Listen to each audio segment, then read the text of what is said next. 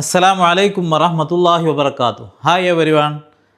നമ്മൾ സ്പോക്കൺ ഇംഗ്ലീഷിൻ്റെ 5ാമത്തെ ക്ലാസ്സിലേക്ക് പ്രവേശിക്കാൻ പോവുകയാണ്. നീ എൻ്റെ വീട്ടിലേക്ക് വരണം എങ്ങനെ നമുക്ക് പറയാൻ പറ്റും? അതാണ് നമ്മൾ ഇന്നത്തെ പാഠത്തിൽ പഠിക്കാൻ പോകുന്നത്. അതിന് ഷുഡ് എന്നുള്ള ടെക്നിക്കാണ് ഉപയോഗിക്കേണ്ടത്. ണം എന്ന് പറയാൻ നമ്മൾ ഉപയോഗിക്കേണ്ട ടെക്നിക്കാണെന്ന് പഠിക്കാൻ പോകുന്നത്. നമ്മൾ മേലെ എഴുതിയിട്ടുണ്ട് ഷുഡ് സമം ണം എന്നാണ്. നമ്മൾ ഇന്നത്തെ പാഠത്തിൻ്റെ ക്രമം എന്ന് പറയുന്നത് ഫസ്റ്റ് സബ്ജക്റ്റ്, അതിന് ശേഷം ഷുഡാണ് ഉപയോഗിക്കേണ്ടത്, മൂന്നാമത് വെർബാണ് ഉപയോഗിക്കേണ്ടത്, നാലാമത് ഞാൻ എപ്പോഴും പറയാറുള്ളത് പോലെ നമുക്ക് ആവശ്യാനുസരണം നമുക്ക് എന്തെങ്കിലും അർത്ഥം കിട്ടാൻ വേണ്ടി ചേർത്ത് കൊടുക്കുകയും ചെയ്യാം. ഉദാഹരണത്തിന് ഫസ്റ്റ് നമ്മളൊരു സബ്ജക്റ്റിൽ നിന്ന് ദേ എന്നുള്ള സബ്ജക്റ്റിനെ ഉപയോഗിക്കാൻ പോവുകയാണ്. ദേ എന്ന് പറഞ്ഞാൽ അവർ എന്നർത്ഥമുണ്ട്, അവ എന്നും അർത്ഥമുണ്ട്. അപ്പോൾ they should come. They should come എന്ന് പറഞ്ഞാൽ എന്താണ് അർത്ഥം? അവർ വരണം എന്നാണ്. ദേ അവർ, ആരാണോ വരുന്നത് സബ്ജക്റ്റ് ഫായിൽ ഫസ്റ്റ് നമ്മൾ ചേർത്ത് കൊടുത്തു, നടുവിൽ ഷുഡ് എന്നതിനെ ഉപയോഗിക്കുകയും ചെയ്തു. മൂന്നാമത് നമ്മൾ നിർബന്ധമായിട്ടും ഒരു വർബ് ഉപയോഗിച്ചു. ഇവിടെ കം എന്നാണ്, കം എന്ന് പറഞ്ഞാൽ വരിക എന്നാണ് അർത്ഥം. അപ്പോൾ ദേ ഷുഡ് കം, അവർ വരണം എന്നായി അർത്ഥം. അപ്പോൾ യു ഷുഡ് കം, നീ വരണം എന്നാണ് അർത്ഥം. അപ്പോൾ നീ എൻ്റെ വീട്ടിലേക്ക് വരണമെന്നോ, അത് നമുക്ക് ലാസ്റ്റ് ഈ വീഡിയോയുടെ അവസാന ഭാഗം നമുക്ക് പഠിക്കാം, എഴുതിയിട്ടുണ്ട് ബോർഡിൽ. നമുക്ക് മറ്റു ചില സബ്ജക്റ്റിനെ വെച്ച് ഉപയോഗിച്ച് നോക്കാം. ഷീ എന്ന് പറഞ്ഞു കഴിഞ്ഞാൽ അവൾ എന്നാണ്. അപ്പോൾ ഷീ ഷുഡ് കം, അവൾ വരണം. ഷീ ഷുഡ് സ്ലീപ്പ്, അവൾ ഉറങ്ങണം. ഷീ ഷുഡ് സ്പീക്ക് ഇംഗ്ലീഷ്, അവൾ ഇംഗ്ലീഷ് സംസാരിക്കണം. ഫസ്റ്റ് ഷീ ഉപയോഗിച്ചു, നടുവിൽ ഷുഡ് ഉപയോഗിച്ചു, പിന്നീട് നമുക്ക് ഏതാണോ അർത്ഥം വേണ്ടത് ആ വെർബിൻ്റെ ഇംഗ്ലീഷ് ഉപയോഗിക്കുന്നു. ഇവിടെ ടീച്ചാണ് എഴുതിയിട്ടുള്ളത്. ഷീ ഷുഡ് ടീച്ച്, അവൾ പഠിപ്പിക്കണം. ടീച്ച് എന്നതിനർത്ഥം പഠിപ്പിക്കുക. ഇനി നമ്മൾ നാലാമതൊരു വാക്കിവിടെ ഉപയോഗിച്ചിട്ടുണ്ട്, ദം എന്ന്. ഷീ ഷുഡ് ടീച്ച് ദം, അവൾ അവരെ പഠിപ്പിക്കണം. അപ്പോൾ അവരെ എന്നുള്ളൊരു ഭാഗം അവിടെ പഠിപ്പിക്കണം. ആരെ? അവരെ എന്നുള്ളൊരു ഭാഗം നമുക്ക് അവിടെ ആവശ്യമായി വന്നു. ആവശ്യമായി വന്നപ്പോൾ നാലാമതൊന്നിനെ നമ്മൾ ചേർത്തു, ദം. അവരെ, അവർക്ക്, അവരോട് എന്നതിനുള്ള വാക്ക് നമ്മളിവിടെ എഴുതിയിട്ടുണ്ട്. ദം എന്ന് പറഞ്ഞാൽ അതിനർത്ഥം അവരെ, അവർക്ക്, അവരോട്. ഇത് നമ്മൾ കാണാതെ പഠിക്കുക. നമുക്ക് അവരെ എന്നുള്ളൊരു ആവശ്യം വരുമ്പോൾ, അവരെ എന്നുള്ളൊരു വാക്കിനെ കൊടുക്കാൻ വേണ്ടി ആവശ്യം വരുമ്പോൾ അപ്പോഴെല്ലാം അവിടെ ചേർത്ത് കൊടുക്കേണ്ടത് ദം എന്നാണ്. ദേ എന്നല്ല, പരസ്പരം മാറിപ്പോകരുത്, ദം എന്നുള്ളതാണ്.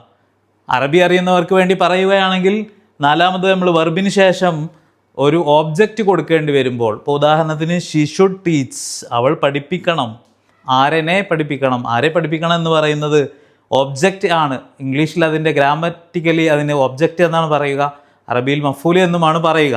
ഗ്രാമറിൻ്റെ വശത്തിലേക്ക് ഞാൻ വല്ലാതെ കടക്കുന്നില്ല. അതുമാത്രം പറഞ്ഞാൽ അറിയുന്നവർക്ക് പെട്ടെന്ന് മനസ്സിലാവാൻ വേണ്ടി സൂചിപ്പിച്ചു എന്ന് മാത്രം. അതുപോലെ നമുക്ക് ഇനിയും പാഠത്തിലേക്ക് തിരിച്ചു വന്നാൽ, ഹീ ഒരു സബ്ജക്റ്റാണ്. ഹീ ഷുഡ് പ്രാക്ടീസ്, അവൻ പ്രാക്ടീസ് ചെയ്യണം. പ്രാക്ടീസ് എന്ന് പറഞ്ഞാൽ പരിശീലിക്കുക. അപ്പോൾ അവൻ പരിശീലിക്കണം എന്നർത്ഥം.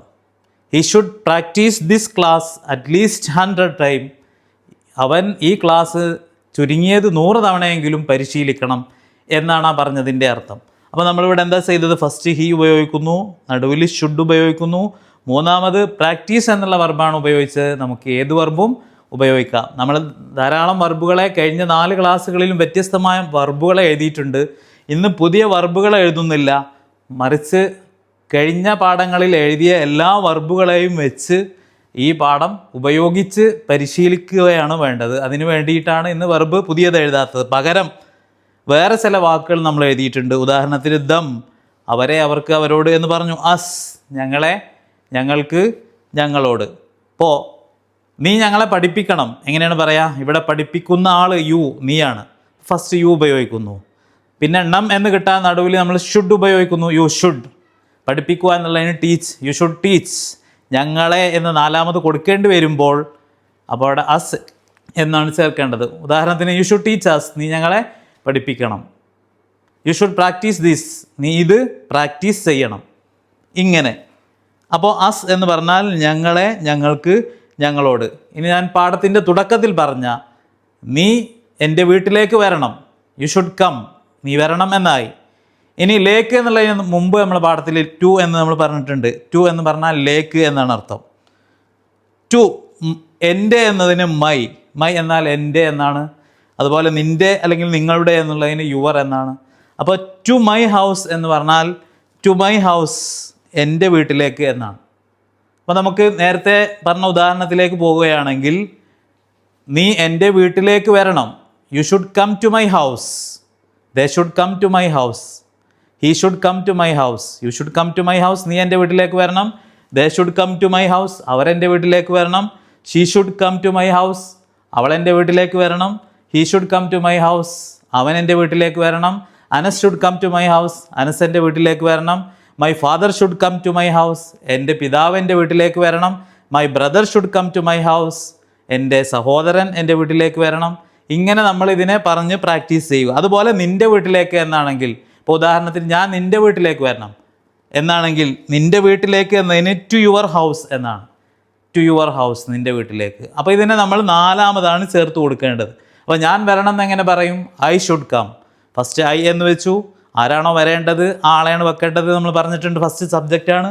അതുപോലെ നടുവിൽ നമ്മൾ ചേർക്കേണ്ടത് ണം എന്നുള്ള അർത്ഥം കിട്ടാൻ ഉപയോഗിക്കേണ്ട ട്രിക്ക് ഷുഡ് എന്നുള്ള ഓക്സിലറി വെർബിനെ നടുവിൽ ചേർക്കുക എന്നുള്ളതാണ്.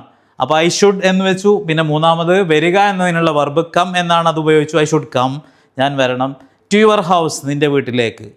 അപ്പോൾ I should come to your house, ഞാൻ നിൻ്റെ വീട്ടിലേക്ക് വരണം. നീ എൻ്റെ വീട്ടിലേക്ക് വരണം എന്ന് എങ്ങനെ പറയാം? You should come to my house. അപ്പോൾ ഇതാണ് ഇന്നത്തെ പാഠം. എല്ലാവരും പ്രാക്ടീസ് ചെയ്യുക.